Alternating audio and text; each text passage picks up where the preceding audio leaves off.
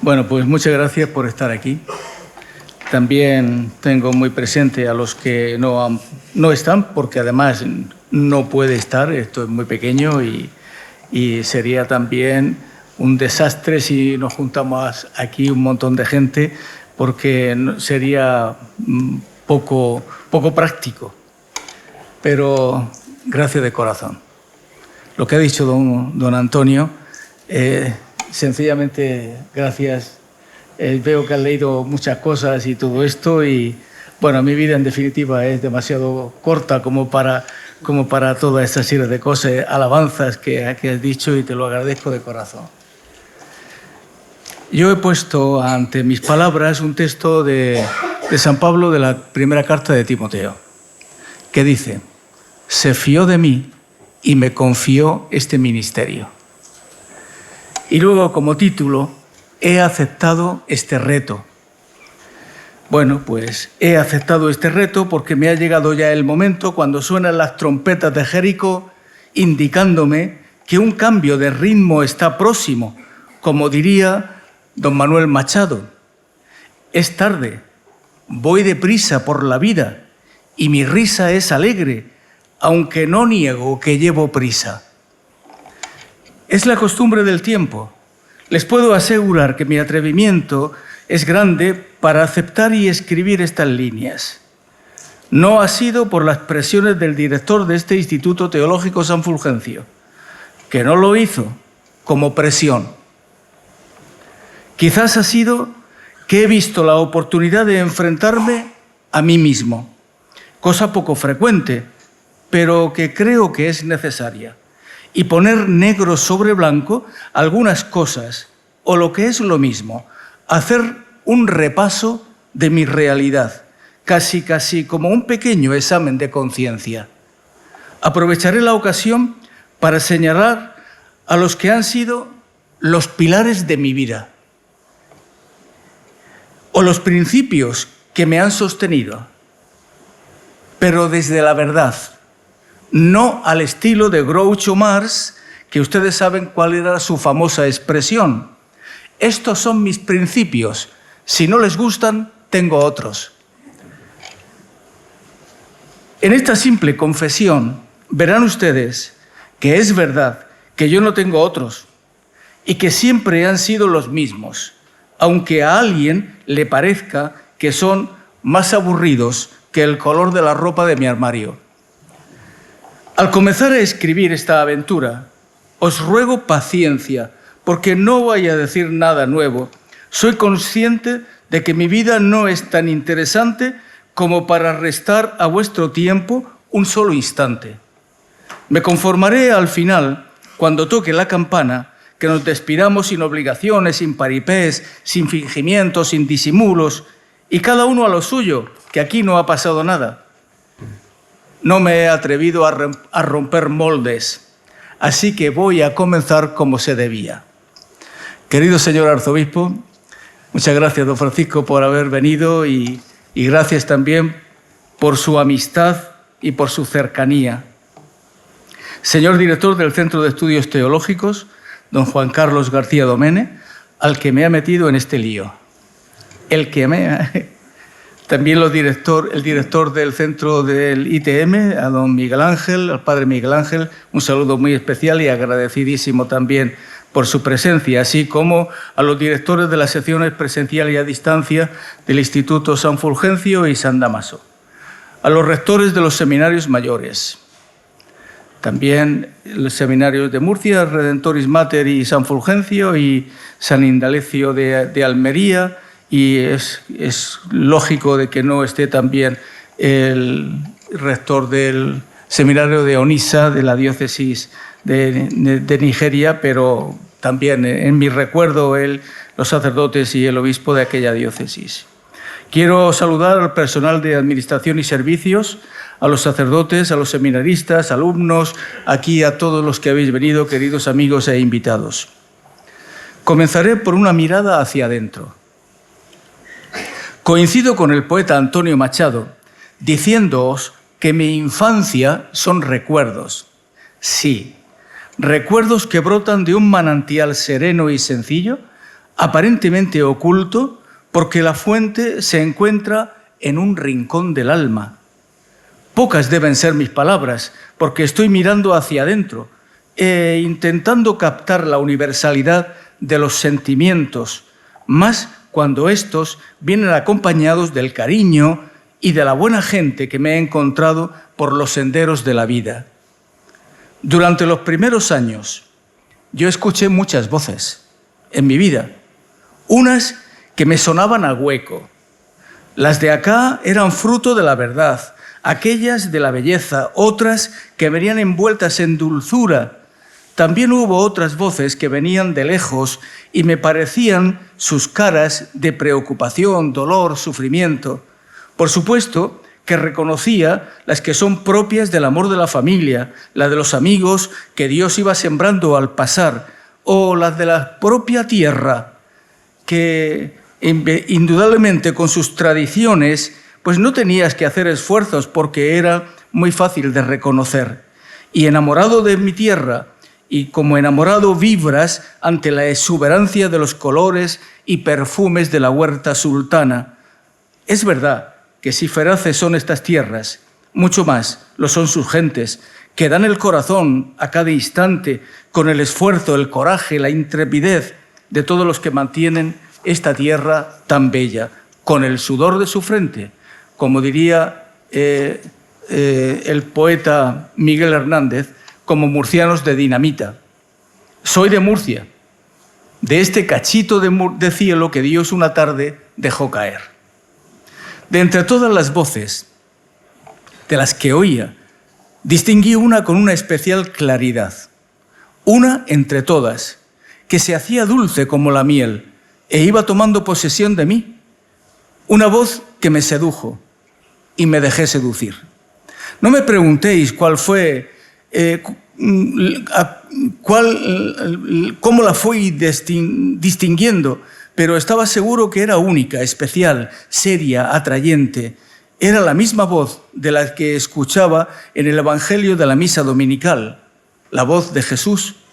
Fueron muchos los factores que iban entrando juntos al interior de mi persona, y fue en la iglesia donde me encontré con ese manantial sereno que iba brotando agua fresca que necesitaba para responder con un sí muy grande y convencido. Sí, efectivamente, fue Jesús el que salió a mi encuentro en mi adolescencia. Fue Él quien me llevó adelante, quien llevó la iniciativa. Me lo confirmó el coadjutor de mi parroquia, que al decirle yo que me habían propuesto ir a los jesuitas a Madrid, se apresuró a decirme: ¿a Madrid? ¿Y por qué no a Murcia? Venga, no te preocupes, que yo te ayudo a arreglar esto. Voy a hablar con los superiores del seminario y te quedas en Murcia. Me pareció bien, porque estaba perdido en esa aventura. No sabía qué era eso del seminario, no lo conocía, pero me tranquilizaron sus palabras. Ese sacerdote me acompañó al seminario menor y me presentó a los superiores. Yo era un chiquillo que, como todo niño, anduve siempre por los caminos y las sendas de mi huerta, desconocidos para unos y queridos para otros, atravesando los bancales para ir a la escuela, como decía don Antonio, porque ha utilizado la misma fuente, que soy yo, bañándome en las acequias y brazales en los calurosos días del estío, disfrutando de los primeros olores del azahar y de la sombra de las higueras en el verano. Todo lo recuerdo con tanta precisión que es imposible borrarlo de la memoria. Esos recuerdos me han acompañado siempre y me he sentido muy dichoso. Está grabado en mi memoria que desde el portal de la casa de mis abuelos se veía con toda claridad la Sierra de la Fuensanta y el Santuario de la Virgen. Estoy hablando desde Espinardo, desde la senda de Granada. Estoy seguro de que igual que yo veía a la Virgen, también ella me miraría. Por eso ha estado ella muy presente en mi vida. Y nada tiene de extraño para un murciano la Virgen de la Vega, que ocupe un especial en lo más hondo del corazón. Esta es mi verdad, mi pobre realidad personal. Visto desde ahora, cuando miro hacia atrás, me pregunto ¿Cómo el Señor pudo fijarse en mí y llamarme para ser sacerdote? Y siento un honor muy grande, inmenso, tan inmerecido, que nunca me lo había imaginado en mis sueños de niño por considerarlo tan glorioso y tan grande. ¿Cómo podría yo aspirar a eso si las nubes son demasiado altas para un crío de pantalón corto? Puedo asegurar que jamás me he arrepentido de haberle dicho al Señor, cuenta conmigo. Confieso que he aceptado este honor y yo lo he titulado reto, que excede a mis ambiciones y mis merecimientos. Con mucha ilusión lo he aceptado, aunque haga el ejercicio de no mirarme a mí, sino hacia todos los que estamos participando de la misma historia. Os digo que no he pretendido envanecerme o cantar grandezas, porque un hombre nunca debe perder el contacto con el suelo, ni debe aparentar ni querer tener más altura de la que tiene. Los pedestales, decía Machado, solo deben servir para las estatuas y mejor si éstas son de santos o de héroes.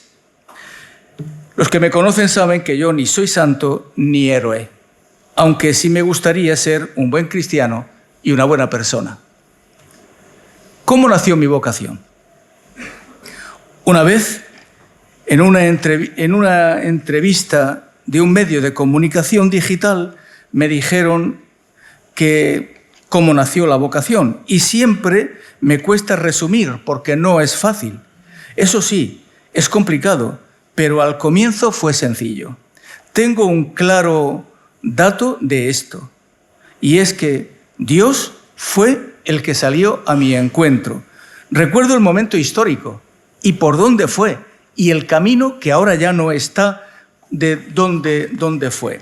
Yo iba con un amigo mío, que por cierto se llamaba Ángel, me hablaba de su posible vocación y de cómo me influyeron sus palabras, porque yo no sabía qué me estaba diciendo con eso de la vocación. Me dijo su decisión y me abrió su interior, de tal forma que a partir de aquel momento fui interesándome por acercarme más a Dios. Dije antes que no lo busqué yo, que fue el Señor el que se sirvió de aquella mediación, de aquel ángel que puso en mi camino. A partir de aquel acontecimiento interpreto que algo estaba sucediendo en mi pensamiento. Luego veo que me ayudó mucho el ambiente familiar, de tal manera que cuando le dije a mis padres al poco tiempo que quería ser sacerdote, después de haber hablado con el sacerdote que me confesaba en la parroquia, mis padres lo aceptaron con total naturalidad y siempre me ayudaron. Por otra parte, es de justicia resaltar que he estado siempre muy agradecido a nuestra diócesis, porque me ayudó en todo momento a seguir adelante en el seminario. Mi padre era un obrero, no tenía especializaciones y no hemos tenido nunca recursos para sostener mis estudios. Toda la familia dependía solo del sueldo de mi padre, que ya os imagináis que era flaco.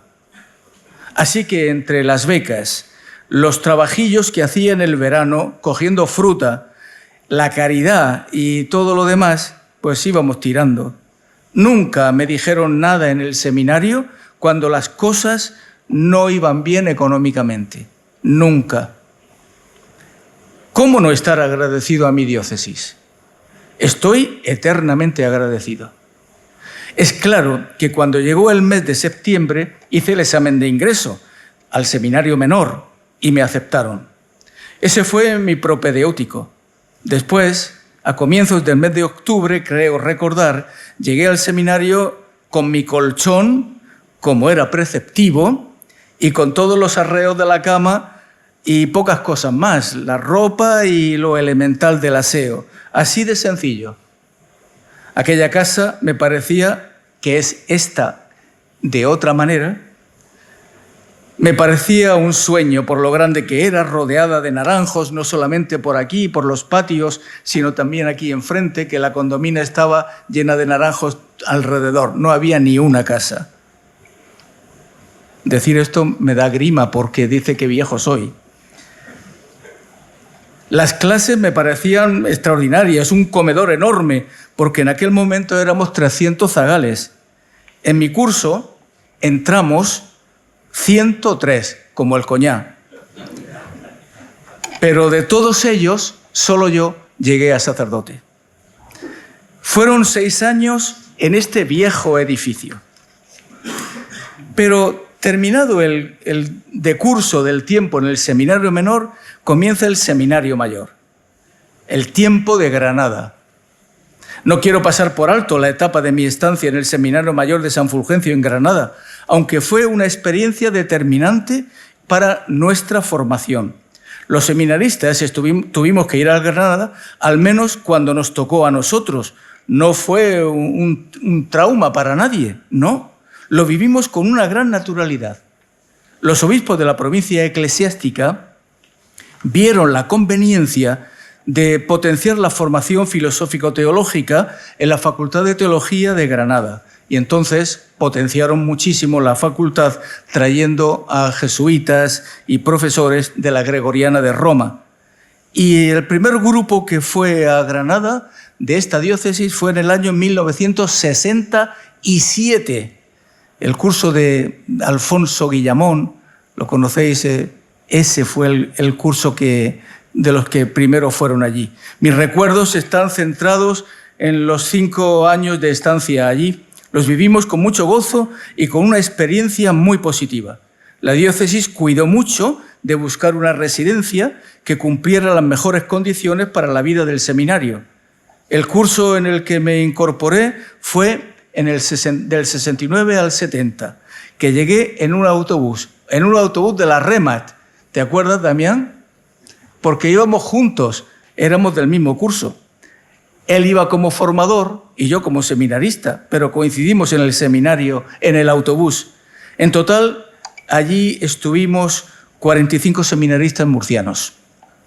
Aquella casa tenía una residencia sacerdotal y una casa de ejercicios, regida por las hermanas misioneras cruzadas de la Iglesia, situada junto al río Genil en el camino de Ronda.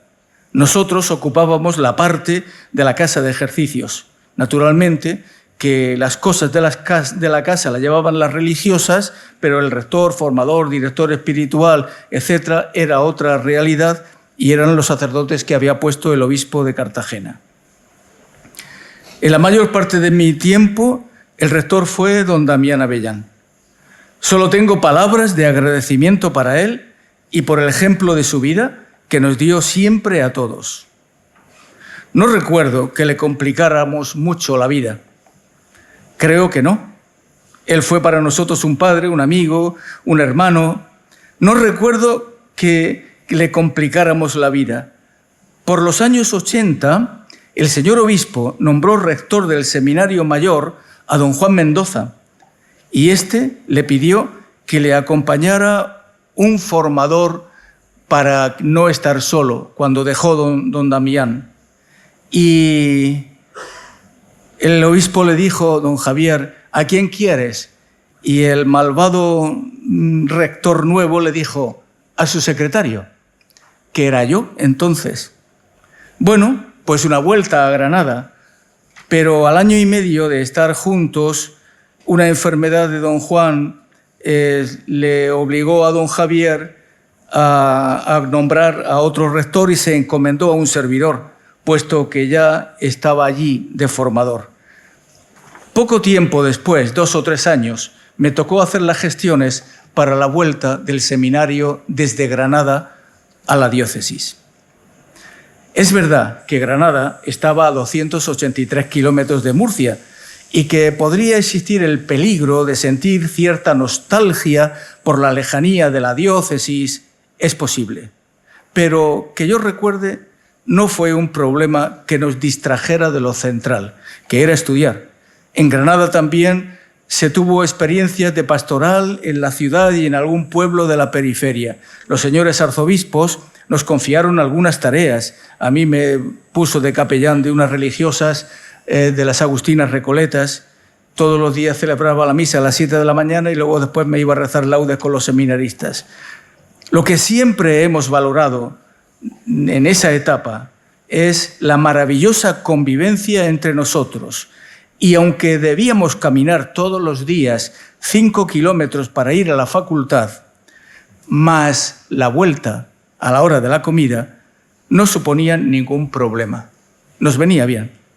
La estancia en Granada durante aquellos 20 años fue variada, en etapas y en diversos barrios y residencias, pero siempre rica y fructuosa.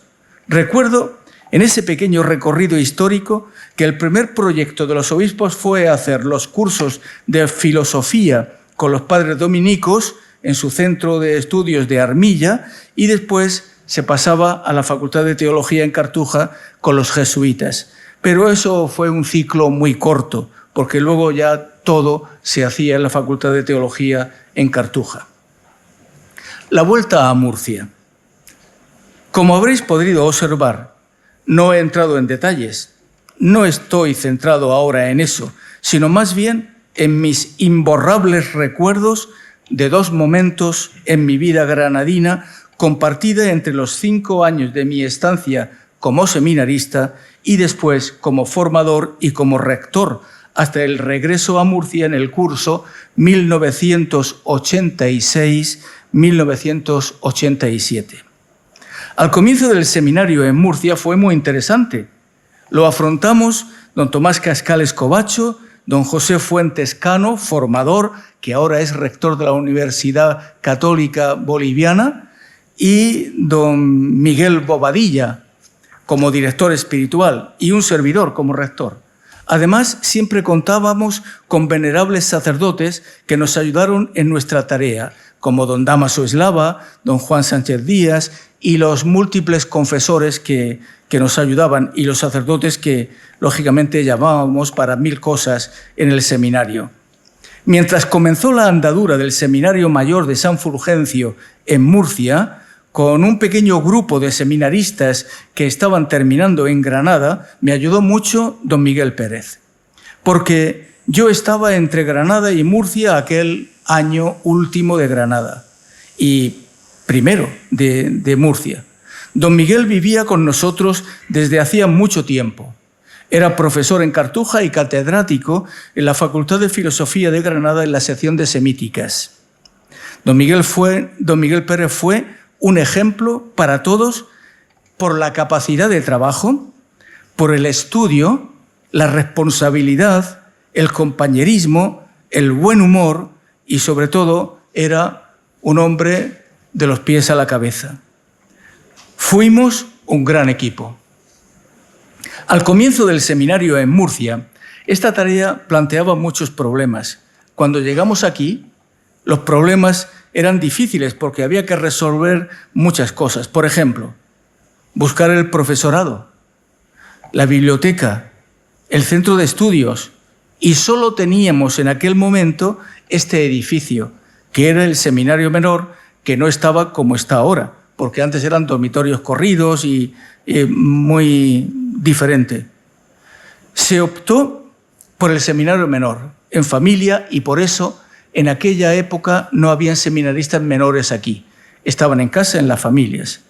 Algunos recordarán que el edificio no reunía estas condiciones para un seminario mayor, pero solo teníamos esto. ¿Y cómo nos las íbamos a arreglar? Sobre todo en todos los temas de adaptación, que se calculaban por lo menos 2 años. El Señor me puso delante de los ojos el edificio de los Jerónimos, lo que actualmente es la UCAN, ya que lo habían dejado unos años antes las religiosas concepcionistas, que estuvieron allí viviendo mientras no construían su nueva casa-convento en la zona de la Fuensanta, donde estaban y donde están ahora en la actualidad. Lo propusimos al señor obispo, esta idea, la de ir a los Jerónimos, y nos dio el ok. Como veis, detrás de los problemas vienen las soluciones. ¿Por qué? Porque vienen las soluciones, aunque de aquella manera, porque el monasterio de los Jerónimos antes era una ruina, absolutamente. Y vivir allí suponía un verdadero atrevimiento, pero fueron unos años preciosos, con mucha austeridad, eso sí, pero preciosos. Otra dificultad, ¿cómo íbamos a tener las clases? ¿Dónde poner el centro de estudios? Pues otra aventura. Pusimos sobre la mesa diversas ideas, pero al final no salieron.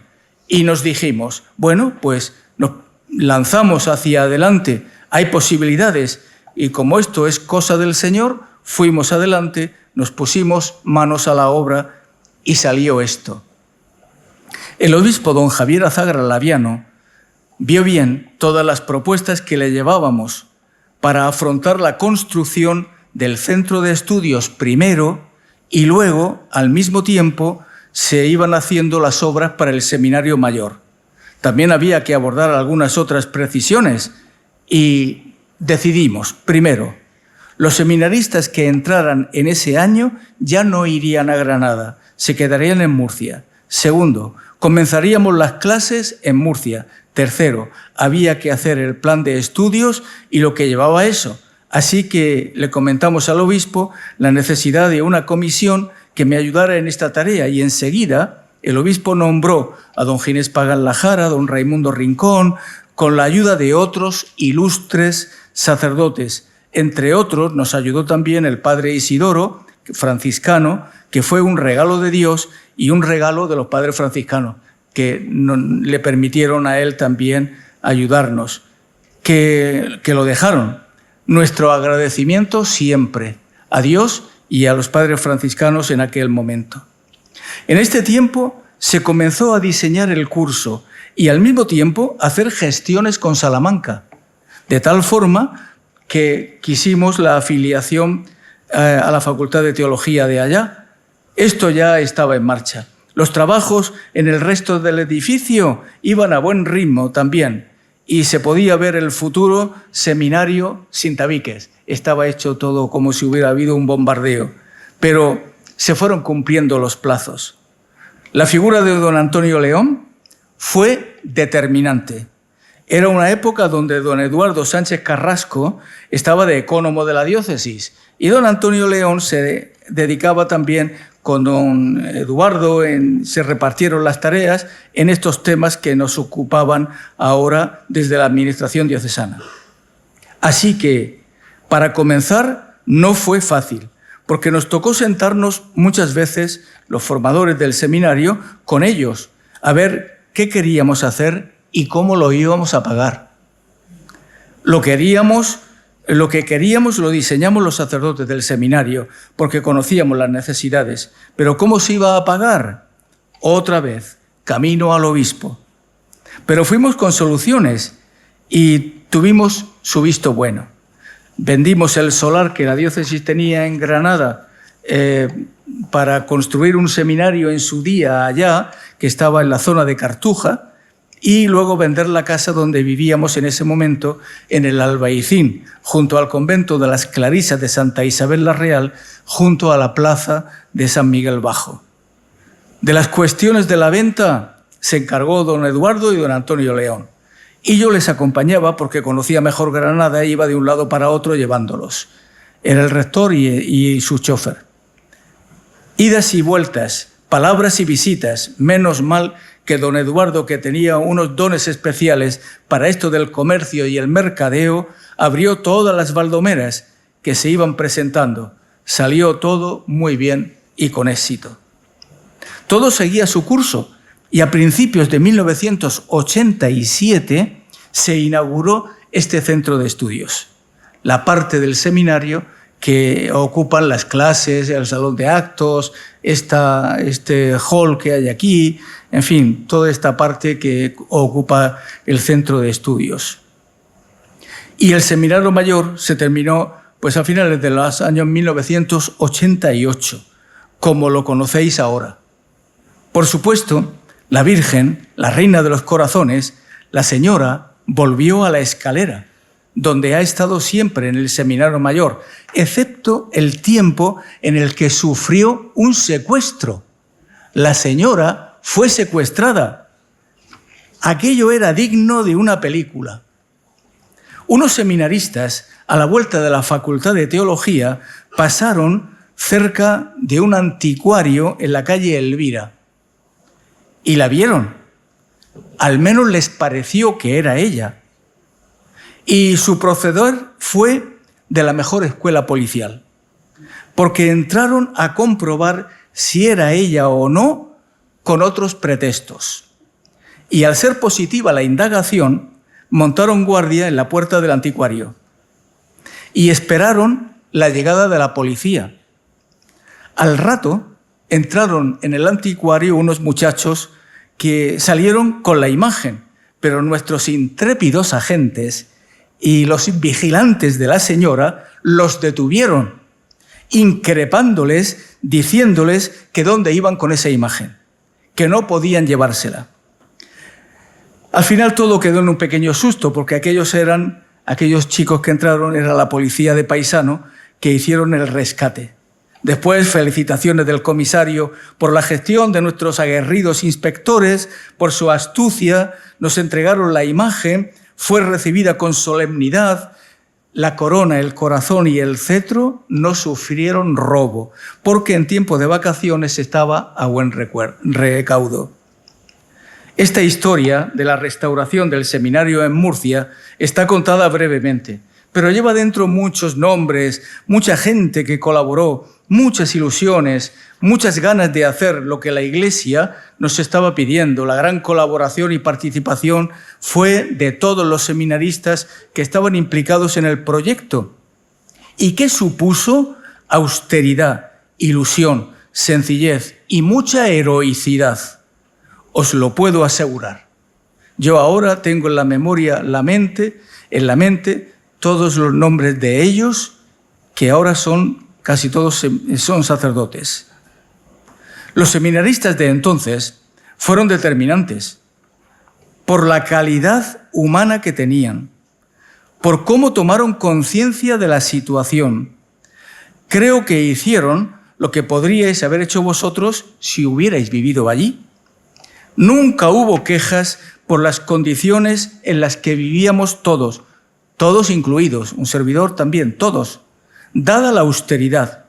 Pero nos acompañó la gracia de Dios con la fuerza del Espíritu Santo, porque ¿de dónde salían las fuerzas para llevar adelante una pastoral vocacional, por ejemplo, tan amplia y con tanto mimo? La Reina de los Corazones estaba muy presente en la vida de nuestra casa. Ella fue la que nos condujo para aceptar la sencillez, la pobreza, el sacrificio, la alegría de aquella maravillosa comunidad del seminario, en la que en el año 89 ya eran 55 seminaristas. Tengo que decir, en favor de la verdad, que la Iglesia de Cartagena estuvo de 10 en aquella aventura, porque apostó por una realidad importante y necesaria. Los sacerdotes se tomaron muy en serio todos los temas de la pastoral vocacional y todo el mundo estaba contento de volver a tener el seminario en casa, de tal forma que colaboraron mucho con el sostenimiento, con ayudas, con oraciones, especialmente los sacerdotes. Aquel acontecimiento marcó época. Y yo siempre digo, gloria a Dios. Pasó una tarde, pasó una mañana. Mi ordenación sacerdotal y primeros pasos. Aquel año que vine, el año que viene, el año santo, cumpliré 50 años de cura. Si Dios quiere. Parece que fue ayer, pero lo vivo como un enorme regalo del Señor, como todos los sacerdotes. Fui con mucha ilusión, cargado de esperanza, deseando servir donde me pidiera la Iglesia. Me daba igual donde fuera, porque no tenía preferencias. Me ordené sin condiciones. Todo me venía bien. Es verdad que no había hecho otras previsiones, salvo las de hacer ejercicios espirituales después del examen de grado para poder ordenarme de sacerdote. Pero nada más. Ni siquiera busqué a un fotógrafo para que me hiciera las fotos para el recuerdo. De eso se encargó mi paisano don Salvador Soler, que fue quien buscó al fotógrafo y que yo me lo encontré en la ordenación. Tampoco lo llamamos para nuestra ordenación de diáconos, ni Patricio, que está ahí, ni un servidor. No tenemos fotos de aquel recuerdo, pero no pensábamos entonces en aquellas cosas. Nos ordenamos en la iglesia del San Agustín de los 1000 kilos y la iglesia de las religiosas agustines. Le decíamos eso, el San Agustín de los 1000 kilos. Es verdad que agradezco a don Salvador su iniciativa porque ha sido un recuerdo inolvidable y lo disfrutó mucho mi madre. El refrigerio que se hizo en mi ordenación sacerdotal fue gracias a la iniciativa de mi párroco, que llamó a la Estrella de Levante, que acababa de comenzar la andadura en 1963, y le enviaron cervezas, las necesarias. Y luego después, la cerveza y un puñado de cascaruja fue lo que organizamos como fiesta por la ordenación. Así que, bueno, lo hicimos en el Colegio de las Religiosas de la Consolación, en el que nos dejaron allí el salón, y verdaderamente aquel día fue inolvidable. Me ordenó don Javier Azagra, el día de San Pedro, 1975. No digo las particularidades de todo eso porque me extendería más. Los criterios que me han ayudado en mi vida sacerdotal. Es evidente que los estudios de teología y toda la ayuda durante el tiempo del seminario en lo referente al sacerdocio, la espiritualidad de un cura diocesano, los testimonios que escuchaba de los sacerdotes que nos visitaban, el cuidado del director espiritual que nos fue formando en la vida interior, el rector, los formadores, los libros que nos iban recomendando, el magisterio del Papa y de los obispos que hemos tenido, mis propios compañeros. Fuimos una familia. Me han influido siempre, mucho, pero recuerdo muy a menudo las palabras del Papa San Pablo VI, que entonces era el Papa reinante, en una homilía en el año que yo me ordené, en 1975.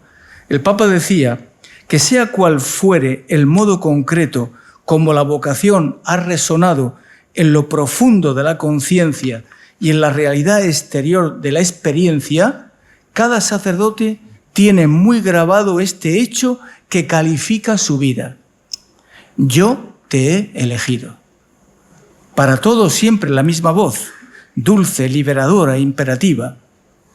Decía el Papa Pablo VI, San Pablo VI, cuando les decía, venid en pos de mí y os haré pescadores de hombres, citando pues en el Evangelio. Me imagino que estas palabras os conmueve a vosotros igual que me conmovieron a mí, porque siempre he recordado y me he identificado con ellas. Y cito también este texto del Papa San Pablo VI. Dichoso el que ha tenido la gracia, la sabiduría, la valentía de escuchar y acoger esta vocación determinante. Ella ha trastornado los proyectos normales y seductores de la vida de un hombre. Le ha arrancado de la compañía de los seres queridos. Le pide incluso la renuncia al amor conyugal para exaltar una plenitud excepcional de amor por el reino de los cielos, por la fe, es decir, por la caridad hacia los hermanos, y acogiendo su oblación, lo ha inserido en la dramática aventura de seguir a Cristo. Palabras, sin duda ninguna, que están con cincel y martillo grabadas en mi corazón. Tomé conciencia de que el sacerdocio era algo para mí, no solo mérito mío, no era mérito mío, ni era el fin de mi carrera, sino que fui ordenado para la Iglesia, para la comunidad de los hermanos, para el mundo, y sobre todo el ministerio tenía que ser apostólico y misionero, como nos está pidiendo actualmente el Papa Francisco en este tiempo de sinodalidad, comunión, participación, misión. San Pablo VI, En la misma carta decía que el sacerdocio es caridad. Pobre de quien cultivase la opinión de poder hacer de él un egoísmo útil. Y esto es muy serio. Es impresionante el sonido de estas palabras que me las aprendí casi de memoria y han dado luz en mi vida sacerdotal. Se trataba de no buscar en el sacerdocio beneficio propio, ni provecho propio, ni mi comodidad. Me tenía que poner a disposición de lo que me pidiera el Señor en la Iglesia. Pero todavía siguió el Papa diciendo: el mundo os necesita, el mundo os espera, incluso el grito hostil que lanza tal vez contra vosotros. El mundo denuncia su propia hambre de verdad, de justicia, de renovación, que solamente vuestro ministerio podrá satisfacer. Sabed recoger como una invitación hasta el mismo reproche de quien, y muchas veces injustamente, lanza el mundo contra vosotros. Sabed escuchar el gemido del pobre, la voz cándida del niño, el grito expresivo de la juventud, el lamento del trabajador fatigado, el suspiro del que sufre, la crítica del pensador. No temáis, ha repetido el Señor. Estas cosas, evidentemente, no se pueden olvidar. Y esto configuró un pilar en mi vida. Otro acontecimiento clave, que yo también lo califico como pilar en mi vida, que me influyó mucho las palabras de un obispo argentino, de Monseñor Angelelli. Vosotros os acordáis, ¿no?, de Monseñor Angelelli, que pasaba por Granada y estuvo en nuestro seminario durante un tiempo, porque tuvo que salir de Argentina por cuestiones de tipo político y toda esa serie de cosas. Sus palabras influyeron muchísimo en mí. Esto fue en el año 1974, cuando nos íbamos a ordenar de diáconos. Durante el curso en el que me iba a ordenar de diácono, cuando nos dijo que para ser sacerdotes debíamos tener los oídos abiertos. Uno, para escuchar las voces de la gente y poder decirle a Dios sus necesidades. Y el otro, abierto a Dios, para poderle decir a la gente lo que has escuchado de Dios.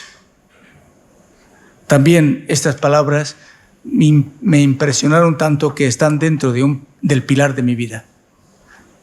Otro tema que me ayudó mucho por aquella época de ordenaciones fueron los sermones de San Agustín que leemos en el oficio de lecturas al final del verano, que no voy a repetir y todo esto porque ya salto y digo que es Dios el que llama a dar la vida, a entregarla día a día en el ejercicio del ministerio y a renunciar a uno mismo. La renuncia a uno mismo lleva consigo una batalla continua contra el yo, contra los propios gustos e intereses personales. En la espiritualidad sacerdotal entra la acepción de la cruz y el amor a la cruz, no por morbo, sino porque en ella estuvo clavado nuestro Señor Jesucristo y es un camino de amor, como estamos recordando en este año jubilar. Este elemento es esencial para ser un buen pastor. Un yo medianamente purificado y una afectividad madura, es decir, tener capacidad para juzgar objetivamente la realidad, pero con la serenidad de haberlo hecho después de escuchar la voz de Dios. El sacerdote se entrega a la misión evangelizadora sabiendo que no es el objetivo de pasarlo bien, sino de cumplir el encargo del Señor para que la gente crezca y llegue a ser santa. Ay de los pastores de Israel que se apacientan a sí mismos, gritaba Ezequiel. Todo va en la misma dirección. ¿Cómo no va a escuchar la voz de los santos y de los maestros?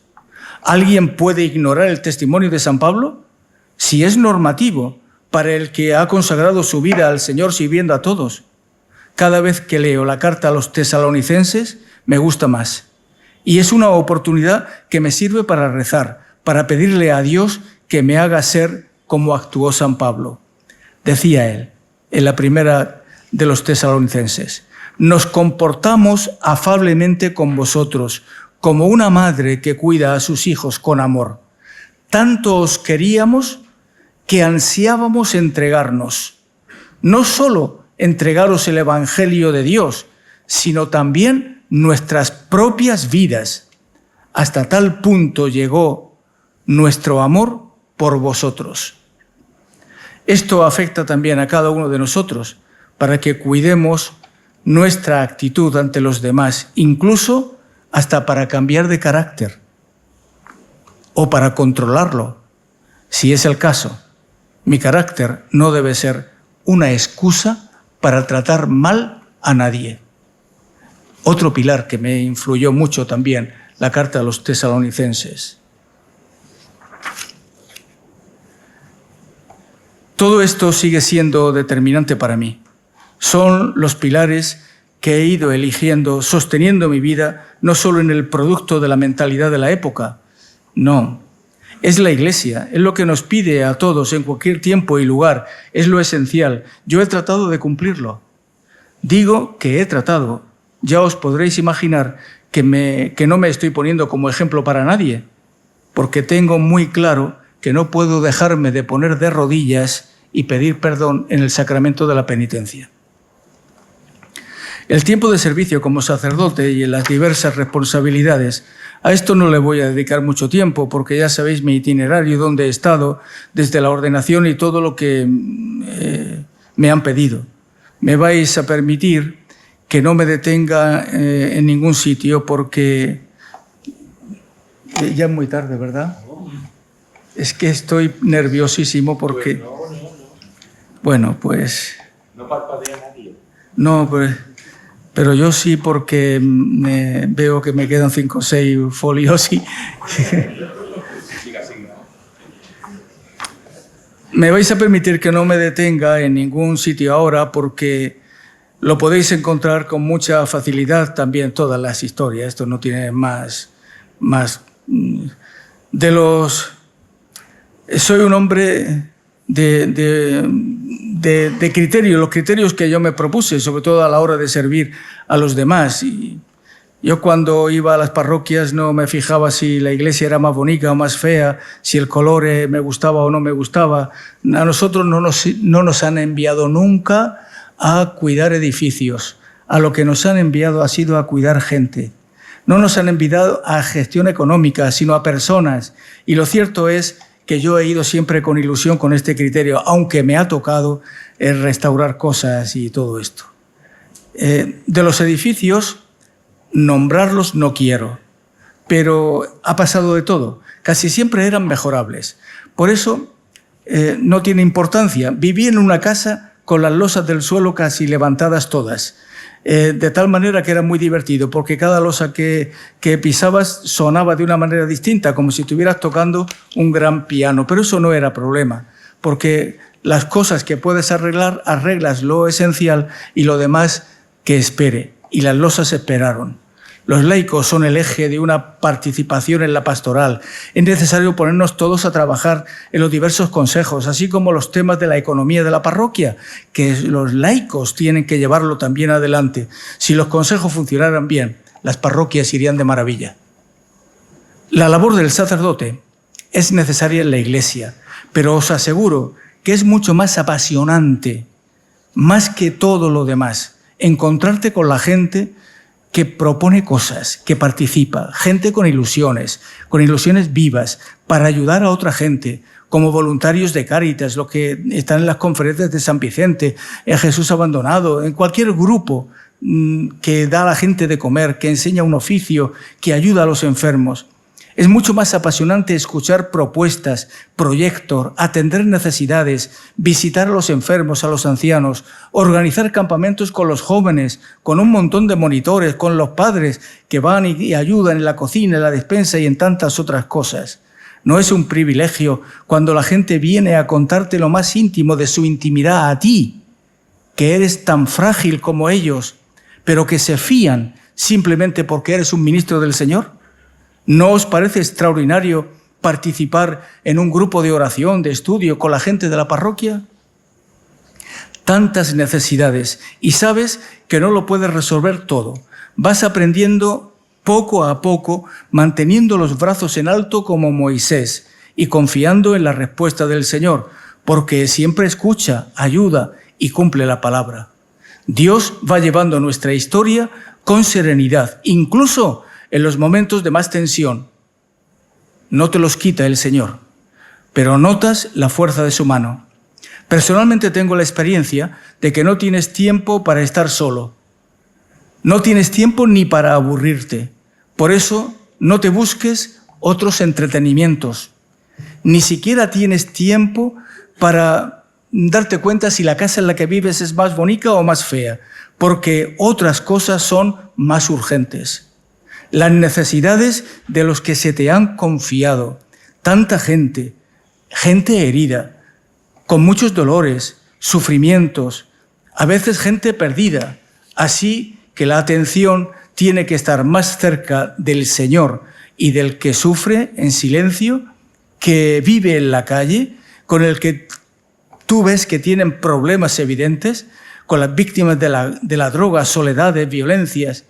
También en otros momentos te arrodillas ante el sagrario pidiendo fuerza, pidiendo perdón, intercediendo o suplicando cuando ves que tú solo no puedes. Sí, es verdad, esto para mí es apasionante.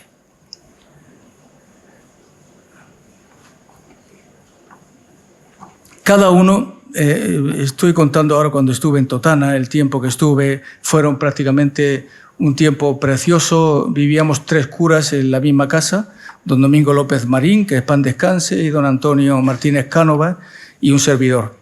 Pero atendíamos un montón de cosas, todo lo que supone la zona de Totana, Cantareros, Paretón, Cañadas de Romero, La Santa, en fin, dábamos clase en los institutos, todo lo que cualquier otro cura ha tenido, ¿no? Nosotros vivimos una experiencia preciosa. La gente era extraordinaria y nosotros trabajábamos como leones. Después de 5 años, a mí me llamó don Javier para ser su secretario personal. De él lo admiraba todo porque era un hombre entregado, generoso, tenía un memorión tremendo y sobre todo no tenía tiempo para sí mismo. Su corazón era más grande que su memoria. Durante este tiempo conocí todas las parroquias, la diócesis, los curas. Fue un verdadero regalo.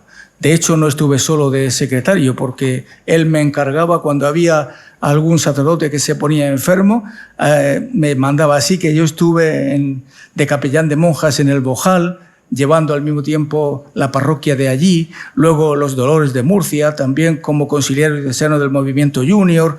Mi domicilio era Espinardo, pero estaba en todas partes. No quiero olvidar nada de Lorca, ni de la parroquia de San Mateo, ni de la ciudad, ni de aquella zona pastoral. Era mi familia. Fueron 10 años, un tiempo muy especial de mi vida. La gente de San Mateo la llevo grabada en el corazón porque marcaron mi vida. Fue la primera vez que fui párroco. Hasta ahora no había sido párroco. Fue en San Mateo mi primera experiencia. Nunca he olvidado a todos los curas de Lorca y de la zona con los que he trabajado estrechamente y están grabados también en mi piel. Nos tratamos como amigos, más aún, como hermanos. ¡Cuántos recuerdos! ¡Cuántos recuerdos importantes también en San Nicolás, en San Miguel, las parroquias que me fue confiando don Manuel Ureña! Todo gracias a Dios. Como obispo, es el último punto. ¿Cómo comenzar? ¿Por dónde hay que caminar? ¿Qué es lo que hay que hacer? ¿A qué me enfrento yo?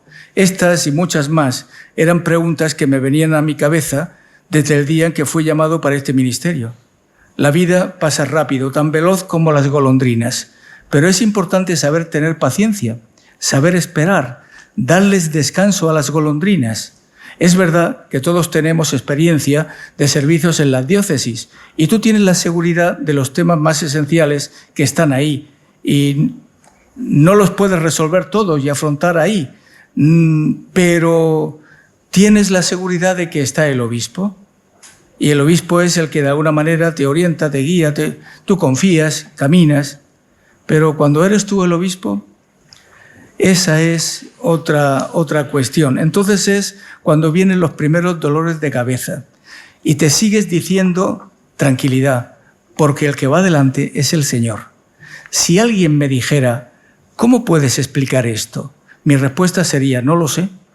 Lo único cierto que sé es que nunca me he sentido perdido y ni solo en esta aventura, y tengo la certeza de que el Señor ha sido quien ha ido delante y me ha sostenido en todo momento. Bueno, si tuviera que responder ahora a aquella pregunta, lo haría con las mismas palabras del gran teólogo y maestro que luego fue Papa. Me refiero al Papa Benedicto XVI, cuando les dijo a unos que los estaba ordenando, se entra en el sacerdocio a través del sacramento. Y esto significa precisamente a través de la entrega a Cristo, para que Él disponga de mí, para que yo lo sirva y siga su llamada, aunque no coincidan con mis deseos de autorrealización y estima. Entrar por la puerta, que es Cristo, quiere decir conocerlo, amarlo, cada vez más, para que nuestra voluntad se una a la suya y nuestro actuar llegue a ser uno con Él.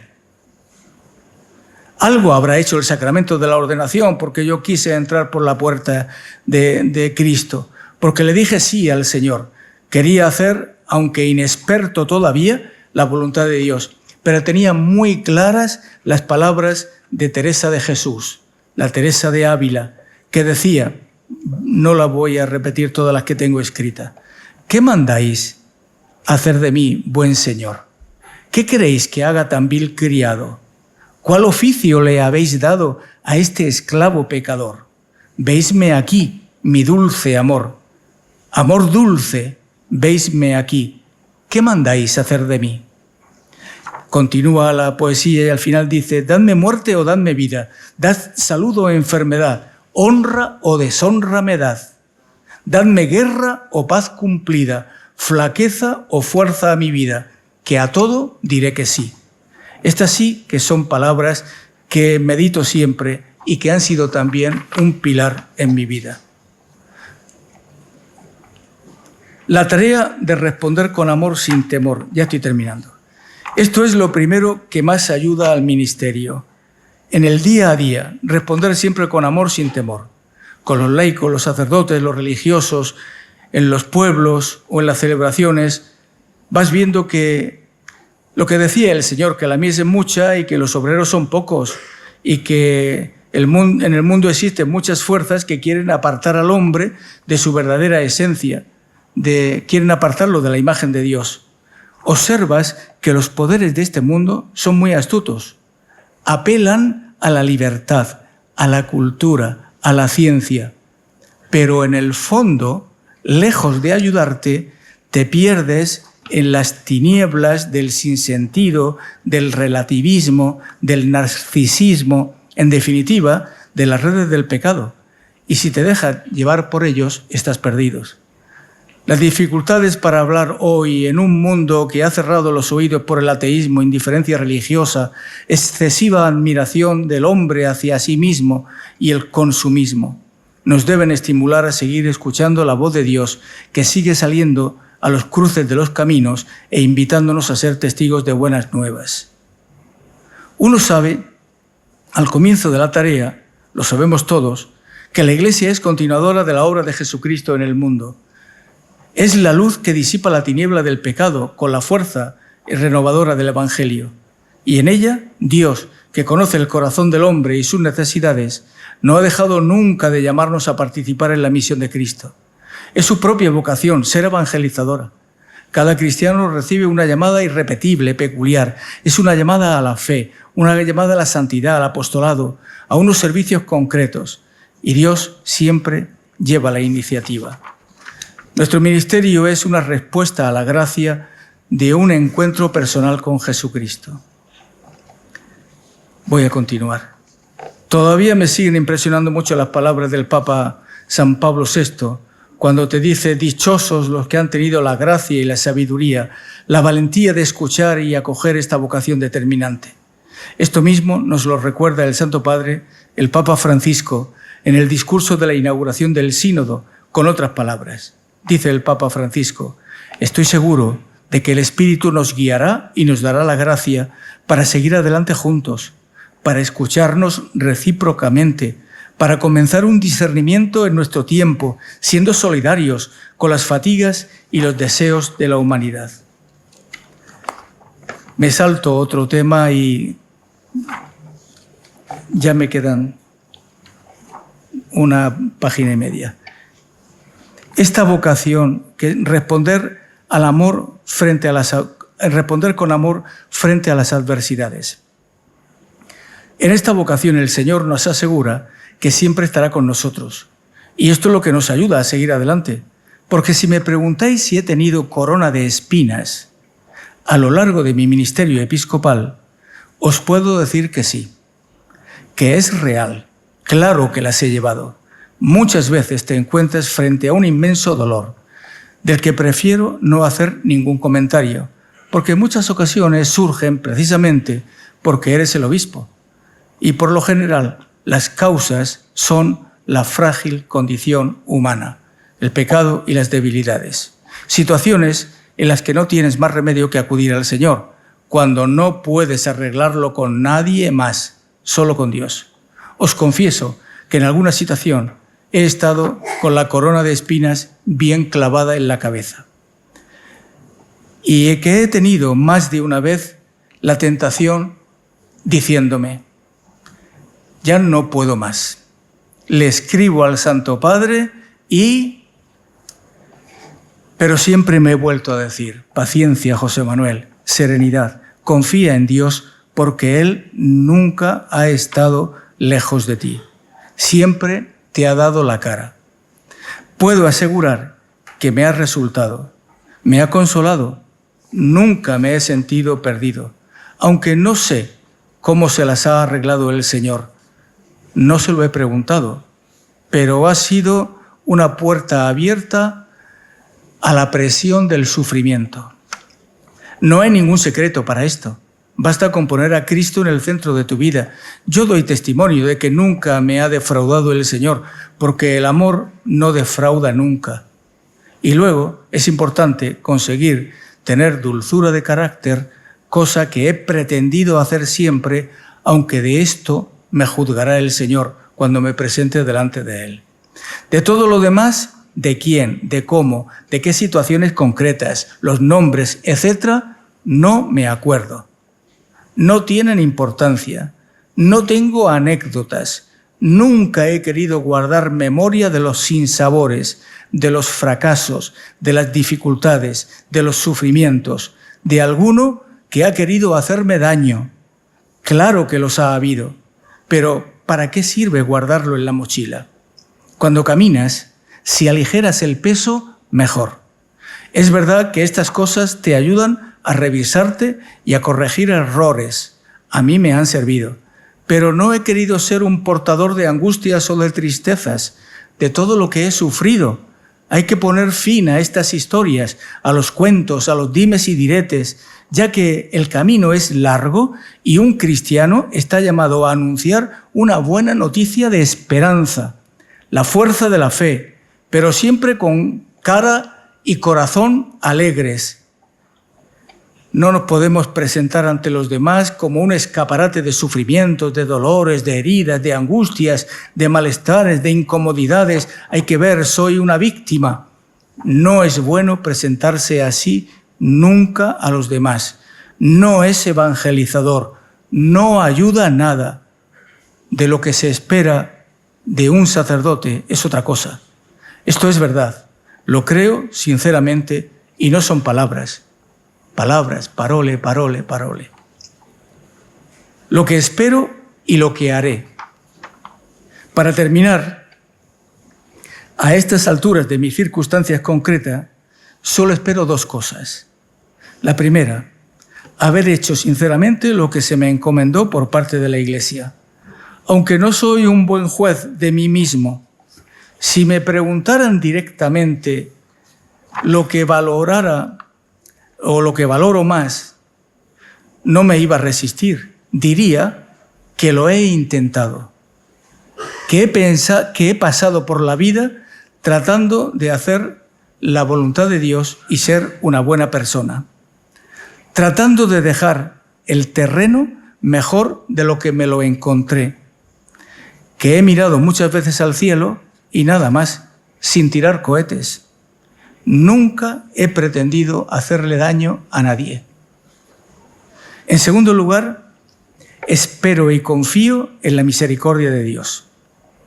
El Señor sí sabe muchas más cosas y su sabiduría llega hasta los pliegues más íntimos de mi intimidad. Pero por eso confío y me seguirá ayudando para que yo sea capaz de superar los mínimos requisitos y que me dé un empujoncico con la ayuda de la Santísima Virgen María y de San José y los santos, por supuesto, con vuestras oraciones, para poder espabilar y seguir participando de su presencia eternamente.